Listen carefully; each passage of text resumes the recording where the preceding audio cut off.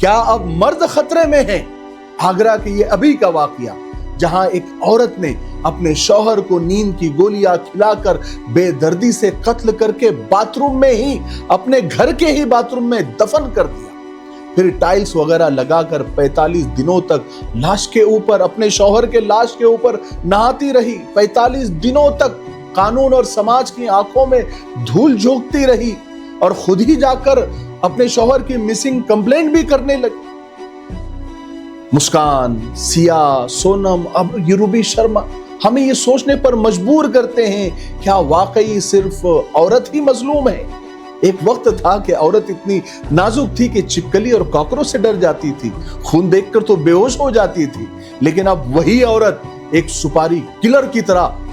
Murder کر رہی ہے۔ اب وقت آ گیا ہے کہ ہم سب یہ مان لے، تسلیم کر لے کہ مرد بھی خطرے میں ہے۔ ہم نے ہمیشہ سنا ہے کہ باہر کی دنیا مرد کے لیے خطرناک ہے، لیکن آگرہ جیسے واقعات نے اب یہ ثابت کر دیا کہ مرد کے لیے اس کا اپنا گھر بھی کم خطرناک نہیں رہا۔ وہ گھر جہاں انسان دن بھر کی تھکن کے بعد سکون کی تلاش میں آتا ہے، اگر وہی گھر میں اس کے جان لینے کی سازش رچی جانے لگی تو پھر مرد آخر جائے کہاں؟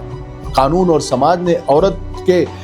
تحفظ کے لیے سینکڑوں قانون بنا دیے، لیکن ایک مرد جب اپنے ہی گھر میں ذہنی اور جسمانی تشدد کا، ڈومیسٹک وائلنس کا شکار ہوتا ہے تو مرد معاشرے کے، سماج کے تانوں کے ڈر سے خاموش رہتا ہے۔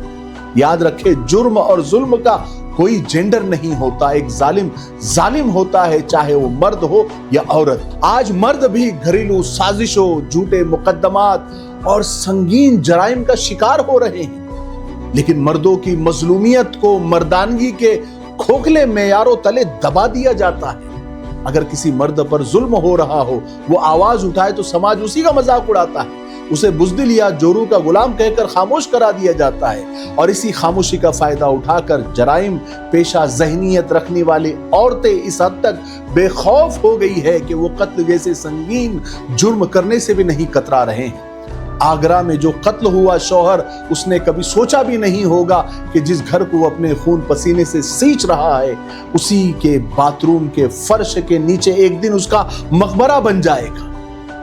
آج کے دور میں مردوں کے حقوق کے تحفظ کے لیے، اس کے رائٹس کے لیے کوئی مضبوط اور مخصوص قانون یا کوئی کمیشن موجود نہیں ہے، اور اگر کوئی شوہر مظلوم ہے تو اس کی فریاد سننے کے لیے کوئی مینس ہیلپ لائن یا مردوں کا کمیشن بھی نہیں ہے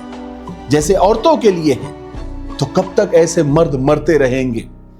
ذرا سوچئے، اور آپ کی کیا رائے ہے کمنٹ میں ضرور بتائیے۔